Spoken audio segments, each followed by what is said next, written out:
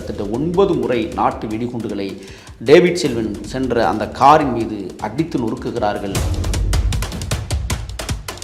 குற்றுயிரும் குலையுருமாக கிடந்த டேவிட் செல்வின் அவர்களை கடப்பாறை கொண்டு கண்ணாடி வழியாக குத்தி கொன்றார் கட்டத்துறை. இந்த டேவிட் செல்வனை படுகொலை செய்தார்கள் என்பதை அறிந்த ராக்கெட் ராஜா அவர்கள் இனிமேல் இவர்களை சும்மா விடக்கூடாது என்பதை உள்மனதிற்குள் வைத்துக்கொண்டு வெங்கடேச பண்ணையாரிடம் இது போன்ற சம்பவங்கள் நடைபெற்று கொண்டிருக்கிறது, நாமும் சும்மா இருந்து விடக்கூடாது என்று கலந்து பேசுகிறார்கள். அதற்கு சுபாஷ் பண்ணையார் மிகப்பெரிய அளவிலே பசுபதி பாண்டியன் படுகொலைக்கு பிறகும் கூட இவரை படுகொலை செய்வதற்காக பசுபதி பாண்டியன் இந்த அணியினர் மிகப்பெரிய ஒரு சம்பவத்தை நடத்துவதற்கு காத்திருக்கிறார்கள் என்கிற செய்தியை மட்டுமல்ல, தீபக் ராஜா படுகொலையிலும் இன்றைக்கு ஆளும் அதிகார வர்க்கத்திற்கு கடிதங்களை எழுப்பி தன்னை பாதுகாத்துக் கொள்வதற்காக சென்னை நகரத்தினுடைய முக்கிய மிகப்பெரிய கோடீஸ்வரர்கள், மிகப்பெரிய தொழிலதிபர்களிடம் உதவி கேட்டு அந்த மிகப்பெரிய தொழிலதிபர்கள் தான் இன்றைக்கு ராக்கெட் ராஜாவை காப்பாற்றி இருக்கிறார்கள்.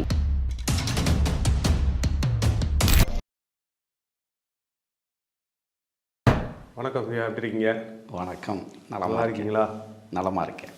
ராக்கெட் ராஜா அவர்கள் டேவிட் செல்வனோடு முரண்பட்டு நிற்கிறார். எப்படி முரண்படுகிறார் என்றால், சாதிய ரீதியாக ஒன்றாக இருந்தாலும் கூட டேவிட் செல்வின் அவர்கள் அனைத்து சமூகத்திற்கான பார்வையாளனாக பார்க்கப்படுகிறார். ஆனால் ராக்கெட் ராஜா அவர்கள் நாடார் சமூகத்திற்கு மட்டும் எந்த இழப்புகள் வருகிறதோ அந்த இழப்புகளின் முன்னாடி போய் நின்று தான் ஒருவனாகவே நின்று மிகப்பெரிய சம்பவங்களை நடத்தி காட்டியவர் தான் மரியாதைக்குரிய ராக்கெட் ராஜா அவர்கள். ஆனால் டேவிட் செல்வின் அவர்கள் பிழைப்பு நடத்துவதற்காக திருநெல்வேலி பகுதியில் தங்குகிறார். அதாவது தாமஸ் தெருவிலே தங்குகிற போதுதான் இந்த ராக்கெட் ராஜாவும் அறிமுகமாகிறார். ஆக சிறிய வயதாக இருந்த ராக்கெட் ராஜா அவர்கள் டேவிட் செல்வனோடு இணைந்து பல்வேறு சம்பவங்களில் ஈடுபடுகிறார்.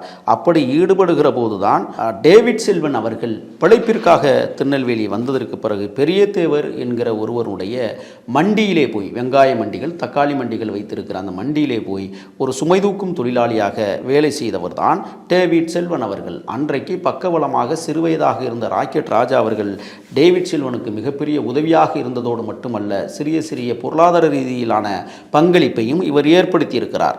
அதற்கு பிறகு தாமஸ் தெருவிலே இருக்கிற பெருமாள்புரத்தில் இருக்கிற மண்டியிலே வேலை செய்த டேவிட் செல்வின் அவர்கள் ராக்கெட் ராஜா அடிக்கடி போய் தங்குகிற இடமாகவும் அதை பயன்படுத்தி கொண்டார்கள். அதற்கு பிறகு அண்ணன், அதாவது டேவிட் செல்வினுடைய அண்ணன் கோழிக்கடை வைத்திருக்கிறார். அந்த கோழிக்கடைக்கு துணையாக இருக்க வேண்டும் என்பதற்காக அருள் என்பவருடன் ஒரு பழக்கம் ஏற்படுகிறது. அந்த பழக்கம் ராக்கெட் ராஜாவுக்கும் உருவாகிறது. ஆக நாம் பார்த்தோமேயானால் டேவிட் செல்வின் அவர்களுக்கு உறுதுணையாக பக்கபலமாக இருந்த ராக்கெட் ராஜா அவர்கள் கோழி அருளுடைய தொடர்பு கிடைத்ததற்கு பிறகு அண்ணனுடைய கோழிக்கடையை மறு உருவாக்கம் செய்வதிலே கவனம் செலுத்தினார்கள்.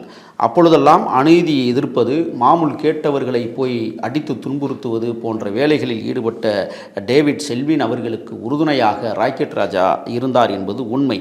அந்த காலகட்டத்தில் அநீதிக்கு எதிராக நடைபெற்ற சில சம்பவங்களையும், குறிப்பாக சாதிய தீண்டாமை சுவர் இருக்கிற பகுதிகளில் போய் வேண்டுமென்றே அந்த சுவர்களை இடித்த பிரச்சனை மட்டுமல்ல, தாழ்த்தப்படுத்தப்பட்டவர்களுக்கான உரிமைகளை பெறுவதிலும் டேவிட் செல்வின் அவர்கள் மிக சரியாக போராடி வந்தார்.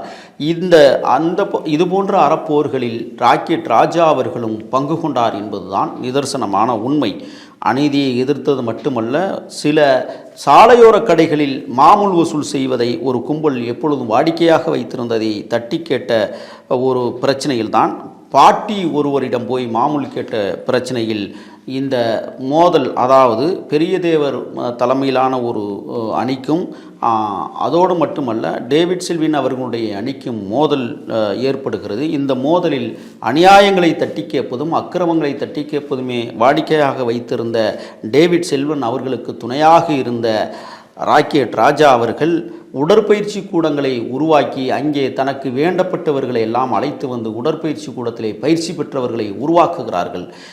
இது போன்ற உடற்பயிற்சி கூடங்கள் கிட்டத்தட்ட 7 உடற்பயிற்சி, நாங்குநேரி, தூத்துக்குடி, கன்னியாகுமரி போன்ற பகுதிகளில் உருவாக்கப்படுகிறது. இந்த காலகட்டத்தை பயன்படுத்தி கொண்ட பெரிய தேவர் தனக்கு எதிராகத்தான் இவர்கள் உடற்பயிற்சி கூடத்தை உருவாக்கி தன்னை எதிர்ப்பதற்காக இவர்கள் வேலை செய்கிறார்கள். எப்பொழுது பெரிய தேவருக்கும் டேவிட் செல்வனுக்கும் பிரச்சனை ஏற்படுகிறது என்றால், ராக்கெட் ராஜா அவர்கள் அடிக்கடி அந்த மண்டியில் வந்து தங்குவதும், பிறகு அந்த மண்டியில் வந்து தான் ராக்கெட் ராஜா உறுதுணையாக இவருக்கு பக்கபலமாக சில வேலைகளை செய்தார் என்பதும், அதேபோல் தான் மாமூல் கேட்பதை தட்டி கேட்கிறார்களே என்கிற தொடக்கம்தான் இவர்களுக்குள் ஒரு பெரிய பகையை மூட்டியது. இந்த பகை பிறகு எங்கே வந்து முடிகிறது என்றால், கட்டத்தேவருடைய மருமகன்களாக இருக்கக்கூடிய பெரிய தேவர், திருநாவுக்கரசர் போன்ற இருவருக்கும் இந்த செய்திகள் சொல்லப்படுகிறது. தன் சார்ந்த சாதிக்கு எதிராக ராக்கெட் ராஜாவும் டேவிட் செல்வினும் நடந்து கொள்கிறார்கள். தான் மண்டியிலேயே வேலை செய்கிற டேவிட் செல்வன் மிக மோசமான ஒரு சூழல்காரனாக அமைகிறான் என்று கருதிய கட்டத்துறை கும்பல் டேவிட் செல்வனை அடிக்க பல முறை முயல்கிறது. அதிலிருந்து தப்பித்துக் கொள்கிறார். ஏனென்றால் தற்காப்பு கலைகளில் தகுந்த பயிற்சி பெற்றிருக்கிற டேவிட் செல்வின் அவர்களும் ராக்கெட் ராஜாவும் பலமுறை இவர்களை எதிர்த்து சண்டை போட்ட சம்பவங்களும் நடந்ததுண்டு. இப்படி சம்பவத்தில்தான் பெரிய தேவரும் திருநாவுக்கரசரும் கட்டத்துறையினுடைய கட்டுப்பாட்டில் இருக்கிற போதே இவர்கள் இருவரும் செல்வின் மற்றும் ராக்கெட் ராஜா போன்றவர்களால் படுகொலை செய்யப்படுகிறார்கள். இந்த படுகொலை என்பது தென் மாவட்டத்தில் மிகப்பெரிய சம்பவத்தை இந்த இரட்டை கொலை சம்பவம் பேசப்பட்டது. இருவரும் கொலை செய்யப்பட்டதற்கு பிறகு தாய்மாமன் கட்டத்துறை இனிமேல் செல்வினை உயிரோடு விடக்கூடாது, நாம் மருமகனையும் தன்னுடைய நெருங்கிய நண்பரான பெரியதேவரையும் படுகொலை செய்த இந்த செல்வின் மற்றும் ராக்கெட் ராஜா போன்றவர்களை உயிரோடு விட்டால் நம் உயிருக்கு ஆபத்து என்று கருதியதால் இந்த காலகட்டத்தில் தான் போலீஸ் சுற்றி வளைக்கிறது. கட்டத்துறையை எப்படியாவது காப்பாற்ற வேண்டும் என்று போலீஸுக்குள்ளேயே ஒரு மிகப்பெரிய உடன்படிக்கை போட்டுக்கொள்கிறார்கள். என்னவென்றால், காவல்துறையை சார்ந்த தேவர் சமூகத்தை சார்ந்த நபர்களாக இருந்தால் அவர் கட்டத்துறைக்கு மிகப்பெரிய ஆதரவாகவும், அதேபோல் டேவிட் செல்வன், ராக்கெட் ராஜா போன்றவர்களுக்கு நாடார் சமூகத்தைச் சேர்ந்த காவல்துறை அதிகாரிகள் வேலை செய்தால் அவர்களுக்கு ஆதரவாகவும் செயல்பட்டு இந்த இரண்டு அணிகளையுமே உருவாக்கிய பெரிய குற்றவாளிகளாக அந்த காலகட்டங்களில் திருநெல்வேலி மற்றும் கன்னியாகுமரி, தூத்துக்குடி மாவட்டங்களில் பணி செய்த சாதிய மனநோய் கொண்ட காவல்துறை அதிகாரிகள் தான் இவர்களை தத்ரூபமாக உருவாக்கி பல்வேறு சம்பவங்களை நடத்துவதற்கு பேருதவியாக இருந்திருக்கிறார்கள் என்கிற குற்றச்சாட்டு பிறகு ஒரு நாளில் நமக்கு தெரிய வந்தது.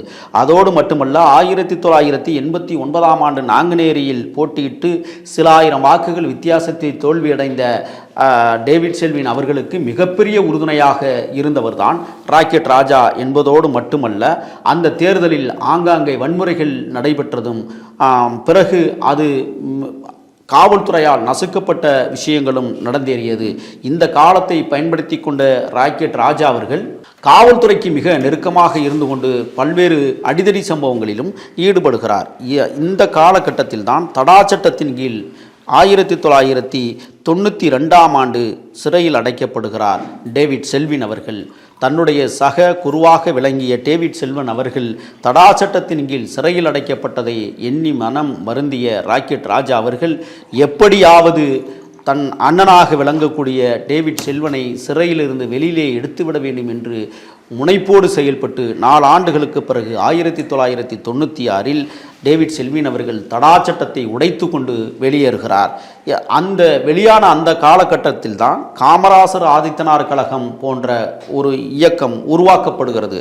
இந்த இயக்கத்திற்கு பின்னால் கோடீஸ்வரர்கள் மிகப்பெரிய பேருதவியாக இருந்து அவர்களுக்கு பக்கபலமாக செயலாற்றி கொடுத்தார்கள். அதோடு மட்டுமல்ல, ராக்கெட் ராஜா அவர்களும் இந்த மிகப்பெரிய பங்களிப்பில் டேவிட் செல்வின் அவர்களுக்கு மிகப்பெரிய விஷயங்களாக, அதாவது மிகப்பெரிய பாதுகாப்பாளனாக இருந்த காலகட்டத்தை பயன்படுத்தி கொண்டதோடு இனிமேல் கட்டத்துறையை தொடவே முடியாது என்ற சூழல் இருந்தது. அதற்கு காரணம் காவல்துறை அவருக்கு பக்கபலமாக பின்புலமாக பாதுகாப்பு பணியில் ஈடுபட்டிருந்ததை அறிந்து கொண்ட ராக்கெட் ராஜா மற்றும் டேவிட் செல்வன் அவர்கள் இனிமேல் இவனை விட்டால் மீண்டும் மிகப்பெரிய சம்பவத்தை செய்து விடுவார்கள் என்று கருதியதால் கட்டத்துறையை போட்டுத் தள்ளுவதற்கு 2 முறை முயற்சி எடுக்கிறது. ஆனால் கட்டத்துறை கும்பல் டேவிட் செல்வின் அவர்களை ஒரு காருக்குள் வைத்து நாட்டு வெடிகுண்டு, அந்த நாட்டு வெடிகுண்டும் எப்படி உருவாக்கப்பட்டதென்றால் கந்தக டைஆக்சைடு, மோனாக்சைடு போன்ற அந்த பவுடர்களை உருவாக்கி வெண்பாஸ்பரஸை கொண்டு துகள் ஆணிகளை உருவாக்கி அதிலே கலப்படம் செய்து அந்த நாட்டு வெடிகுண்டுகளை உருவாக்கி கிட்டத்தட்ட 9 முறை நாட்டு வெடிகுண்டுகளை டேவிட் செல்வன் சென்ற அந்த காரின் மீது அடித்து நொறுக்குகிறார்கள். ஆனால் அந்த காருக்குள் 2 பேர் மிகப்பெரிய சம்பவங்களாக 2 பேர் அதிலே இறந்து போகிறார்கள்.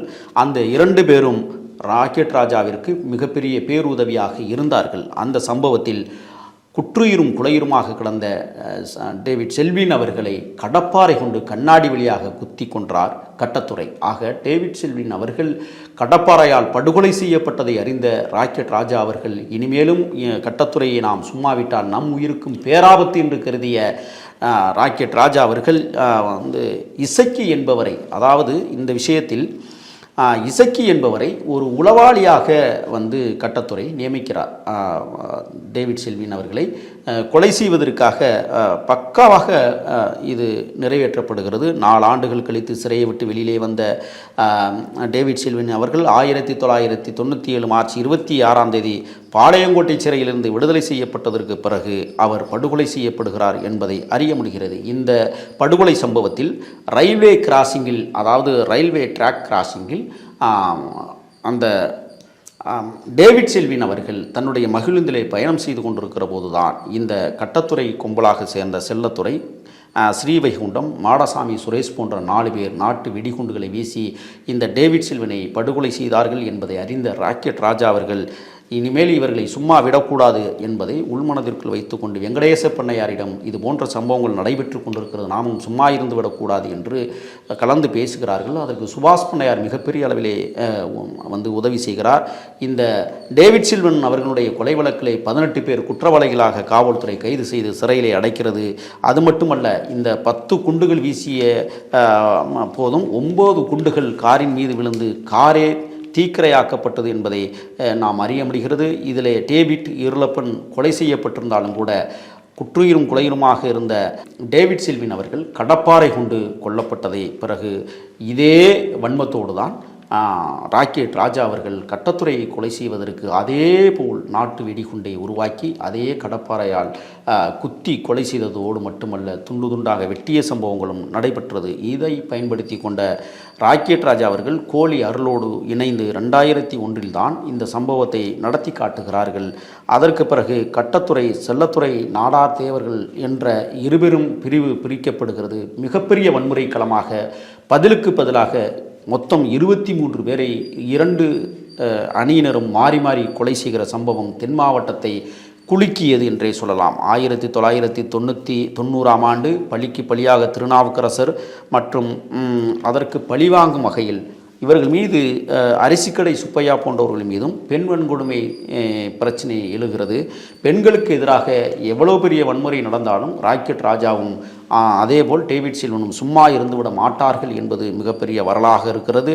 இந்த சம்பவத்தில் சங்கரன்கோவில் நீதிமன்றத்தில் சரணடைந்த கட்டத்துறை அதற்கு பிறகு சேதுராமன் அவர்களுடைய தலைமையிலான மூவேந்தர் முன்னணி கழகத்தினுடைய இளைஞரணி தலைவராக இருக்கிற போதுதான் தேவர்குளம் என்கிற பகுதியிலே தலைமறைவாக கட்டத்துறை இருந்த காலத்தை பயன்படுத்தி கொண்ட ராக்கெட் ராஜா கும்பல் தான் பிறகு இவர்களை பழிதீர்த்தது என்பதை நாடு அறியும். 1999 அக்டோபர் 29 வெளியே வந்த கட்டத்துறை சென்னை எழும்பூரில் 2001 பிப்ரவரி 1 படுகொலை செய்யப்படுகிறார் என்கிற வரலாறை நாம் இன்றைக்கு மறந்துவிட முடியாது. அதேபோல் கட்டத்துறை அவர்களும் டேவிட் செல்வின் அவர்களும் எதிர்முதிருமாக இருந்த காலத்தை பயன்படுத்தி கொண்ட ராக்கெட் ராஜா அவர்கள் டேவிட் செல்வின் அவர்களுக்கு பக்கபலமாக உறுதுணையாக இருந்ததோடு மட்டுமல்ல, அவருடைய மறைவிற்கு பிறகு அவருடைய குடும்பத்தை தூக்கி நிறுத்துகிற பங்களிப்பிலும் ராக்கெட் ராஜா அவர்கள் பங்கு கொள்கிறார். பிறகு அவர் திருமணம் செய்ததற்கு பிறகு இந்த குடும்பத்தோடு உறவு துண்டிக்கப்படுகிறது.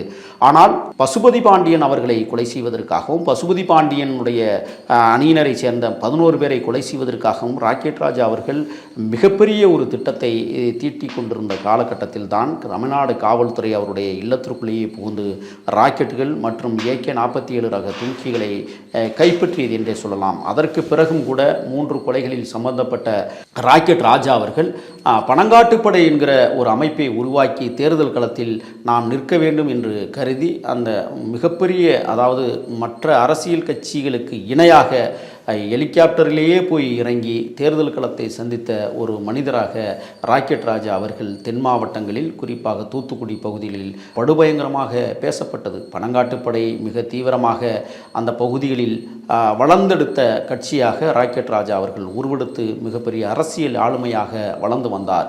இதை பயன்படுத்தி கொண்ட காவல்துறை இனிமேலும் நாம் சும்மா விட்டால் ராக்கெட் ராஜா தென் தமிழகத்தை ஆட்டி வைத்து கூத்து பார்ப்பார் என்பதை அறிந்த உளவுத்துறை ராக்கெட் ராஜா அவர்களை என்கவுண்டர் செய்வதற்கான முயற்சிகளை செய்கிறது. இதை தெரிந்து கொண்ட ராக்கெட் ராஜா அவர்கள் தன்னுடைய மனைவியின் மூலமாக, ராக்கெட் ராஜா அவர்கள் என் மீது எந்த கொலை வழக்குகளும் இல்லை, நான் நிராயுதபாணியாக நின்று கொண்டிருக்கிறேன், என்னை என்கவுண்டர் செய்வதற்கு காவல்துறை திட்டம் தீட்டுகிறது என்று ஆளும் அதிகார வர்க்கத்திற்கு கடிதங்களை எழுப்பி தன்னை பாதுகாத்துக் கொள்வதற்காக சென்னை நகரத்தினுடைய முக்கிய மிகப்பெரிய கோடீஸ்வரர்கள், மிகப்பெரிய தொழிலதிபர்களிடம் உதவி கேட்டு அந்த மிகப்பெரிய தொழிலதிபர்கள் தான் இன்றைக்கு ராக்கெட் ராஜாவை காப்பாற்றி இருக்கிறார்கள் என்பது நிதர்சனமான உண்மை. ராக்கெட் ராஜா அவர்கள் தற்பொழுது கிட்டத்தட்ட 5 வழக்குகள் அல்ல 7 வழக்குகள் அவர் மீது பதியப்பட்டிருந்தாலும் கூட 30க்கும் மேற்பட்ட வழக்குகளோடு இன்றைக்கும் நீதிமன்றங்களில் அலைந்து கொண்டிருக்கிற ஒரு நபராக ராக்கெட் ராஜா விளங்கி கொண்டிருக்கிறார். காவல்துறை தேடுகிற போதெல்லாம் தன்னுடைய மாமியார் வீட்டில் தஞ்சமடைவதும், அதற்கு பிறகு மீண்டும் தமிழ்நாடு வந்து தொழிலதிபர்களை சந்திப்பதும் இப்படியே வழக்கமாகி வைத்திருக்கிற இந்த சூழலில்தான் பசுபதி பாண்டியன் படுகொலைக்கு பிறகும் கூட இவரை படுகொலை செய்வதற்காக பசுபதி பாண்டியன் அணியினர் மிகப்பெரிய ஒரு சம்பவத்தை நடத்துவதற்கு காத்திருக்கிறார்கள் என்கிற செய்தியை மட்டுமல்ல, தீபக் ராஜா படுகொலையிலும் இன்றைக்கு ராக்கெட் ராஜாவுடைய பெயர் மிக ஆழமாக பேசப்படுகிற ஒரு விஷயமாக பார்க்கப்படுகிறது. ஆக தீபக் ராஜாவுடைய படுகொலையில் ராக்கெட் ராஜா அவர்களுடைய பங்களிப்பு இருப்பதாக இன்றைக்கு காவல்துறை வட்டாரங்கள் அறிவித்து கொண்டிருக்கிற இந்த சூழலில் மேலும் ஒரு கொலை வழக்கை ராக்கெட் ராஜா மீது செலுத்த காவல்துறை முயன்று கொண்டிருப்பதையும் நாம் அறிய முடிகிறது. ஆக ராக்கெட் ராஜா அவர்கள் தென் தமிழகத்தில் குறிப்பாக தூத்துக்குடி, கன்னியாகுமரி போன்ற மாவட்டங்களில் கோலோச்சி இருந்தாலும் விருதுநகர் மாவட்டத்திலும் இப்பொழுது புதிதாக வழக்குகள் பதிவு செய்யப்பட்டிருப்பதாக நமக்கு தகவல்கள் வந்திருக்கிறது. ராக்கெட் ராஜா தற்பொழுது காவல்துறையினுடைய பிடியில் சிக்கியிருக்கிறார் என்பதுதான் உண்மை.